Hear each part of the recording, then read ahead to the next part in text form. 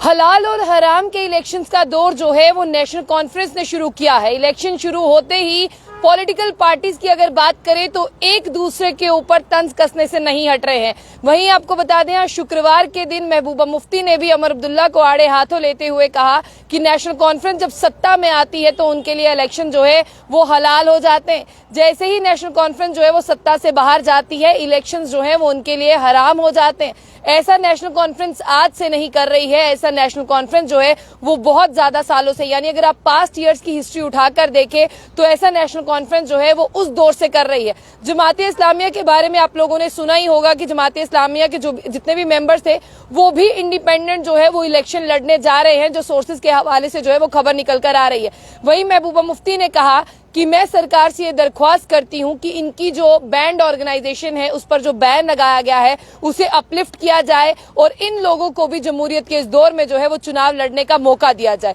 यानी आज महबूबा मुफ्ती ने साफ तौर पर हलाल और हराम को लेकर जो है वो नेशनल कॉन्फ्रेंस के ऊपर जो है वो निशाना साधा है और साथ ही साथ उन्होंने ये कहा कि ये इनके पुरखों से, यानी ये बहुत देर इनकी पीढ़ी से चलता हुआ आ रहा है। जब ये सत्ता में आते हैं तो कहते हैं कि इलेक्शन होने चाहिए, इलेक्शन जो है वो हलाल है। जैसे ही इन्हें चुनावी प्रोसेस से यानी इलेक्टोरल प्रोसेस से दूर रखा जाता है तब जम्मू कश्मीर नेशनल कॉन्फ्रेंस के लिए जो है वो इलेक्शन हराम कर दिए जाते हैं। कोई आज अमर अब्दुल्ला से पूछे कि जमातिया इस्लामिया को जो है वो इस जमहूरियत के दौर से और जिस तरह से इलेक्शन प्रोसेस से किसने दूर किया था, या कश्मीर की जितनी भी ऑर्गेनाइजेशन थी जो इलेक्शन लड़ना चाहती थी उनके लिए इलेक्शन के दरवाजे किसने बंद किए थे। महबूबा मुफ्ती के सवाल जो है वो बहुत तेज है और महबूबा मुफ्ती के जो सवाल है वो बहुत बड़े हैं, क्योंकि जितने भी लोग हैं वो ये जानते हैं कि इलेक्शंस का जब दौर आता है एक पॉलिटिकल पार्टियां दूसरी पॉलिटिकल पार्टी पर जो है वो तंज जरूर कसती है, लेकिन कभी किसी ने ये नहीं सोचा होगा कि महबूबा मुफ्ती जो है वो ये कहेगी कि हलाल और हराम जो है वो नेशनल कॉन्फ्रेंस ने शुरू किया है। जब भी चुनाव आते हैं नेशनल कॉन्फ्रेंस जो है वो हलाल और हराम का जो है वो राग अलापना शुरू कर देती है। वहीं अगर मैं आपको महबूबा मुफ्ती का पूरा स्टेटमेंट बताऊं तो महबूबा मुफ्ती ने जो है वो तंज कसते हुए अमर अब्दुल्ला पर कहा कि नेशनल कॉन्फ्रेंस के जो वाइस प्रेसिडेंट है अमर अब्दुल्ला, साफ तौर पर कोई उन्हें ये पूछे कि यहाँ पर जो लेट मोहम्मद शेख अब्दुल्ला थे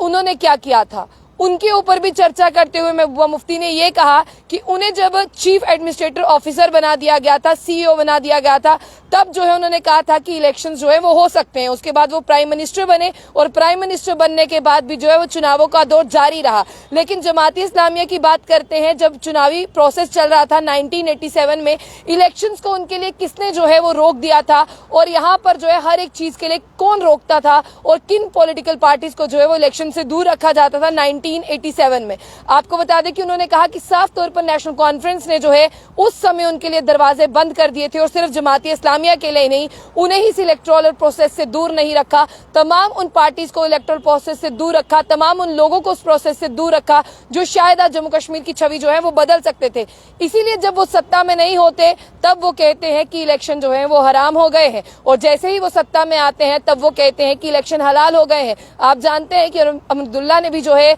इस स्टेटमेंट में ये कहा था कि जब तक आर्टिकल 370 वापस नहीं आ जाता वो जो है यहाँ पर असेंबली इंतखाबात जो है वो कंटेस्ट नहीं करेंगे। उसके बाद भी अमर अब्दुल्ला जो है वो बहुत देर तक खामोश रहे। उनका स्टेटमेंट अभी भी वायरल हो रहा है कि जब सारी पावर सीएम से जो है वो छीन कर गवर्नर को दे दी गई है, यानी लेफ्टिनेंट गवर्नर को दे दी गई है, अब सीएम जो है वो एक चपड़ासी से ज्यादा कुछ नहीं होगा, तो वो इस चुनावी प्रक्रिया का हिस्सा नहीं बनेंगे। लेकिन आज वही अमर अब्दुल्ला जो है वो गांधरबल से इलेक्शन कंटेस्ट कर रहे हैं और ये मन भी उनका जो है इस इलेक्शन के दौरान ही बना, यानी पहले से कुछ भी तय नहीं था। वहीं आपको बता दें कि अब महबूबा मुफ्ती का साफ तौर पर यह कहना है कि जमात इस्लामिया जो इलेक्शन कंटेस्ट करना चाहते हैं, उनके जितने फाउंडिंग मेंबर इलेक्शन कंटेस्ट करना चाहते हैं, ये एक बहुत अच्छी बात है, ये वेलकम स्टेप होना चाहिए। और मैं सरकार से ये दरख्वास्त करती हूँ कि जो भी कुछ पहले होता रहा है वो अब ना हो और अब इलेक्शंस हैं, अब डेमोक्रेसी का पर्व है। आप भी जानते हैं कि ये किसी फेस्टिवल से कम नहीं है, तो यहाँ पे जो है वो सबको चुनावों में जो है हिस्सा लेने देना चाहिए और जो इनकी प्रॉपर्टीज, जो इनकी ऑर्गेनाइजेशन पे बैन है उसे भी गवर्नमेंट ने जो है वो अपलिफ्ट करना चाहिए।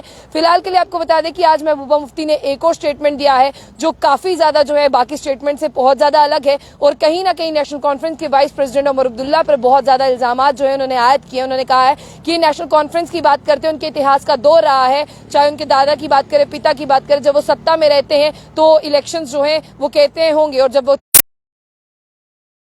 करना ना भूलें।